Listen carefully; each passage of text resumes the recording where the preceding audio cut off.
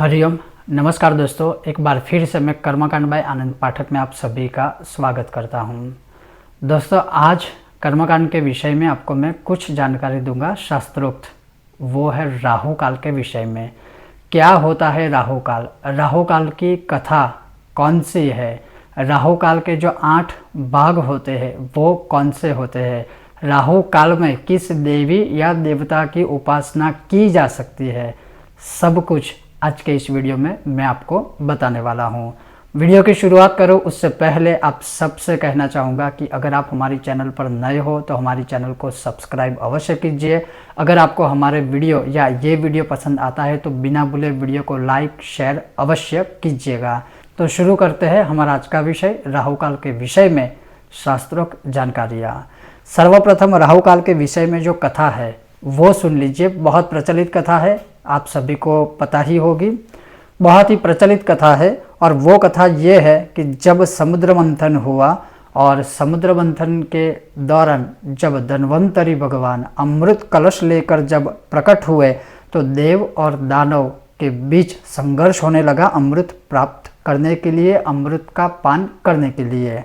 तब अमृत प्राप्ति के प्रति इनके बीच बढ़ता हुआ यह जो कलह था, यह जो झगड़ा था, उसको सुलझाने के लिए धन्वंतरी भगवान ने भगवान विष्णु का स्मरण किया, विष्णु की स्तुति की और विष्णु को मध्यस्थी बनाकर कहा कि आप ही इस कलह का कोई निवारण कीजिए, अन्यथा इसका परिणाम बहुत ही खराब आएगा।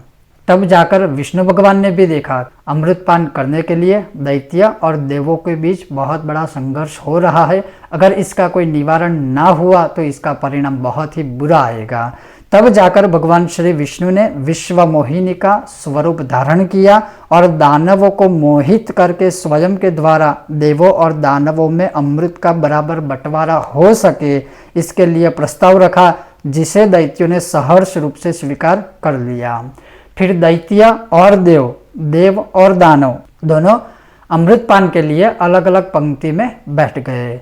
लेकिन दैत्यों का जो सेनापति राहु था वो बहुत बुद्धिमान था, उसने वेश बदलकर देवताओं की पंक्ति में बैठना स्वीकार किया, अर्थात वो स्वयं वेश बदलकर देवताओं की पंक्ति में अमृतपान करने के लिए बैठ गया। जैसे ही राहु ने अमृतपान किया तब सूर्य और चंद्र ने उसे पहचान लिया, जिसके परिणाम स्वरूप भगवान श्री हरि ने नारायण ने सुदर्शन चक्र से राहु का गला काट दिया।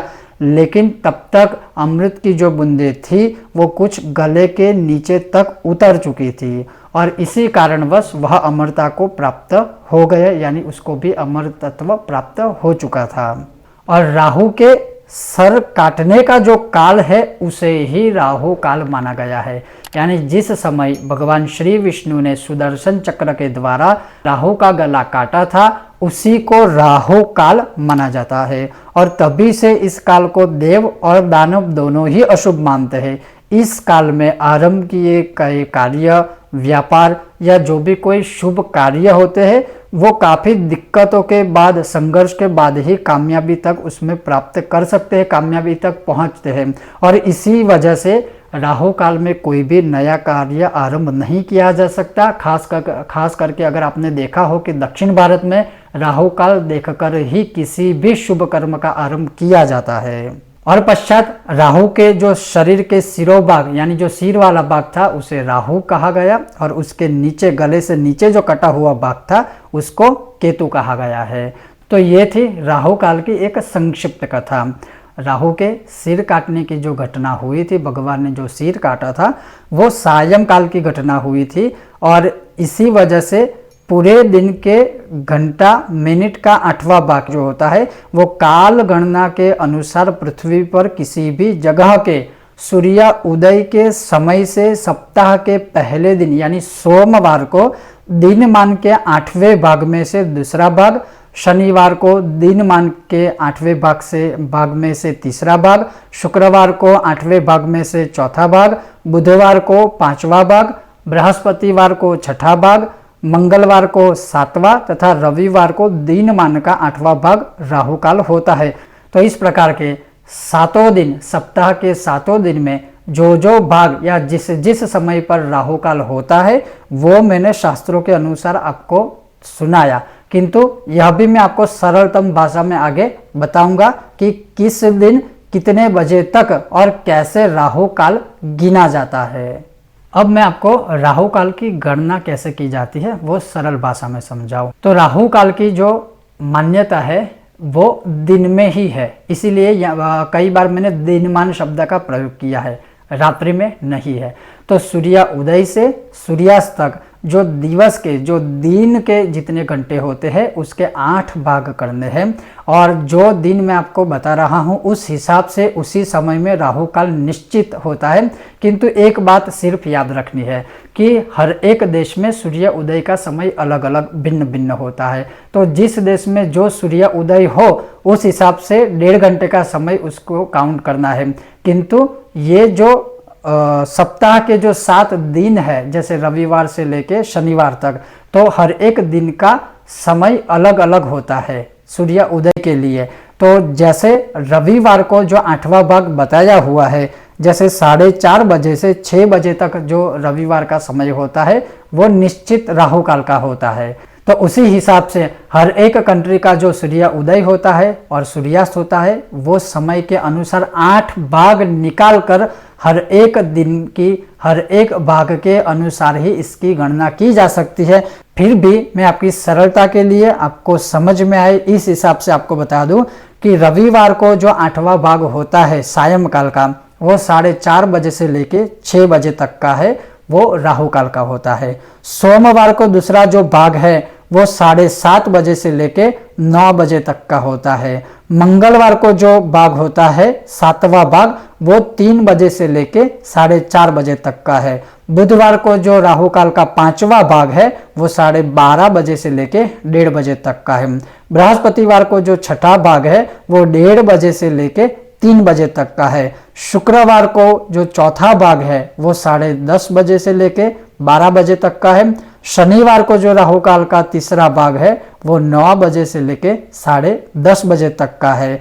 तो इसी हिसाब से चौघड़ियाओं के जैसे जैसे चौघड़िया होते हैं वैसे ही यह राहु काल का होता है।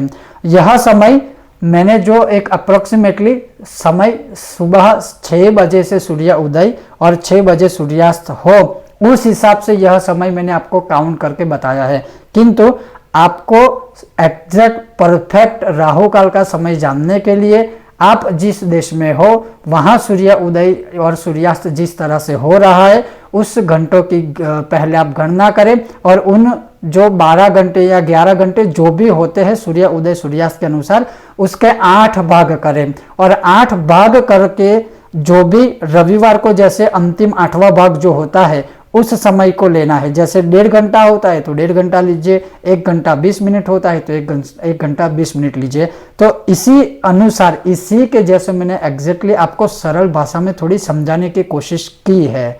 तो ये थे राहु काल का जो समय है, ये जो सप्ताह के 7 दिनों का राहु काल का समय है ये इस प्रकार गिना जाता है।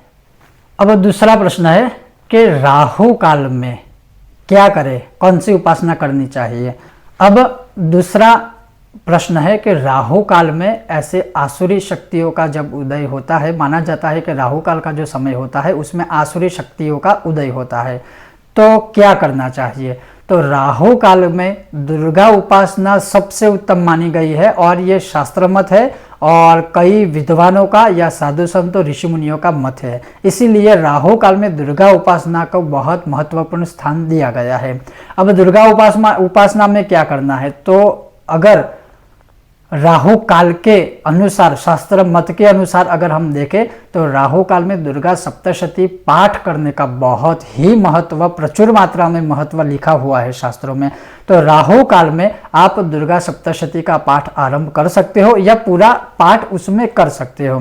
हालांकि कुछ जगहों पर लिखा हुआ है कि अगर आप पूरा पाठ एक ही दिन में नहीं कर पाते हो तो 7 दिनों में उसके भिन्न भिन्न प्रकार से किसी जगह से आरंभ करके कहीं पर अंत करना है, लेकिन वो बहुत कंफ्यूजन वाला है, तो वो विषय में आपको यहाँ नहीं रखने वाला हूँ, आपको नहीं बताने वाला हूँ। लेकिन स्पष्ट भाषा में, सरल भाषा में बता दूं कि अगर आप राहु काल में चाहते हो तो माँ दुर्गा के उपासना कीजिए, अवश्य उसका बहुत अद्भुत फल मिलता है। और ये शास्त्रों में लिखा हुआ है, विद्वानों का मत है, और राहु काल में विशेष उपासना माँ दुर्गा की मानी गई है। तो राहु काल में दुर्गा सप्तशती का पाठ कर सकते हैं। और राहु काल के समय जैसा आरंभ होता है और राहु काल का समय जैसा आरंभ होता है तभी दुर्गा सप्तशती का पाठ आरंभ कर देना है। जब भी राहु काल समाप्त होगा तब तक अगर पाठ हो सकता है तो अवश्य करना चाहिए, या अगर उससे समय अधिक भी लग जाता है तो उसमें कोई दोष नहीं लगता। तो राहु काल में दुर्गा सप्तशती का पाठ कर सकते हो। राहु काल में अगर मान लीजिए आप दुर्गा सप्तशती का पाठ करने में असमर्थ हो, कहीं ना कहीं अगर उच्चारण में आपको लगता है कि गलतियां हो सकती है, तो वो छोड़कर आप सिद्ध कुंजिका स्तोत्र के 9 पाठ कर सकते हो। आप चाहो तो राहु काल में ही सिद्ध कुंजिका स्तोत्र के 9 पाठ कर सकते हो, 9 पाठ दुर्गा सप्तश्लोकी का कर सकते हो, 9 पाठ दुर्गा द्वात्रिंश माला यानी कि दुर्गा 32 नामों की माला जो है उसके भी पाठ आप कर सकते हो। आप चाहो तो राहु काल में रीम दुम दुर्गाये नमः यानी माँ दुर्गा का जो अष्टाक्षरी मंत्र है ओम रीम दुम दुर्गाये नमः, या प्रॉपर अष्टाक्षरी मंत्र है रीम दुम दुर्गाये नमः, तो अष्टाक्षरी मंत्र का जाप कर सकते हो। उससे भी सर्वोत्तम है राहु काल में आप चाहो तो माँ भगवती का जो मूल मंत्र नवार्ण मंत्र है वो नवार्ण मंत्र का भी आप जाप कर सकते हो, या माँ दुर्गा के किसी भी मंत्र स्तोत्र या पाठ का आप उच्चारण राहु काल के समय कर सकते हो। याद रखिएगा राहु काल में दुर्गा उपासना का विशेष महत्व बताया हुआ है, दर्शाया हुआ है, किंतु राहु काल में ही अगर आप चाहो तो भगवान शिव के ऊपर अभिषेक भी कर सकते हो, क्योंकि शिव में ही शक्ति है और शक्ति में ही शिव समाया हुआ है। तो राहु काल में आप चाहो तो स्वास्थ्य को अच्छा रखने के लिए भगवान शिव के ऊपर अभिषेक आप कर सकते हो। दूसरा, राहु काल में आप चाहो तो गणेश अथर्व शीर्षम के भी पाठ कर सकते हो। मान लीजिए अगर आप चाहो तो 7 दिनों का राहु काल का जो समय होता है उसी समय में आप 7 दिनों का पुरस्चरण या अनुष्ठान भी कर सकते हो। जैसे मान लीजिए आपने पहले दिन ही संकल्प लिया है कि ये राहु काल के जो 7 दिन है उन 7 दिनों में सिर्फ और सिर्फ राहु काल के समय ही भगवती दुर्गा के आगे गाय के घी का दीपक प्रज्वलित करके या श्री यंत्र के सामने आप चाहो तो श्री सुक्तम की यथाशक्ति पाठ करके पुरस्चरण कर सकते हो। आप चाहो तो दुर्गा सप्तशती के यथाशक्ति प्रतिदिन राहु काल के समय में एक एक पाठ करके माँ दुर्गा को प्रसन्न कर सकते हो और अपने कार्य भी सिद्ध कर सकते हो। आप चाहो तो शत्रुओं की बाधाओं से निवारण के लिए, मुक्ति पाने के लिए राहु काल के समय में ही भगवती बगलामुखी की आराधना कर सकते हो। बगलामुखी के माला मंत्र आदि जो भी आप चाहो वो मंत्र आदि कर सकते हो। तो मैंने आपको सुनाया राहु काल की संक्षिप्त कथा, राहु काल की गणना कैसे की जा सकती है और सप्ताह के 7 दिनों में राहु काल सूर्य उदय के समय अनुसार कैसे गिना जा सकता है और किस समय पर राहु काल होता है, किस दिन, वो मैंने आपको और साथ ही में मैंने आपको बताया कि राहु काल में दुर्गा पूजा का या दुर्गा साधना का विशेष महत्व बताया हुआ है। तो ये मैंने आपको संक्षिप्त में सरल भाषा में राहु काल के विषय कुछ ना कुछ जानकारी देने की कोशिश की है। अगर आपको यह विषय वीडियो पसंद आया है तो बिना भूले हमारे विषय वीडियो को लाइक करें, ज़्यादा से ज़्यादा शेयर करें और हमारे चैनल को अभी के अभी सब्सक्राइब कीजिए। आप सबका बहुत बहुत धन्यवाद। जय श्री कृष्ण।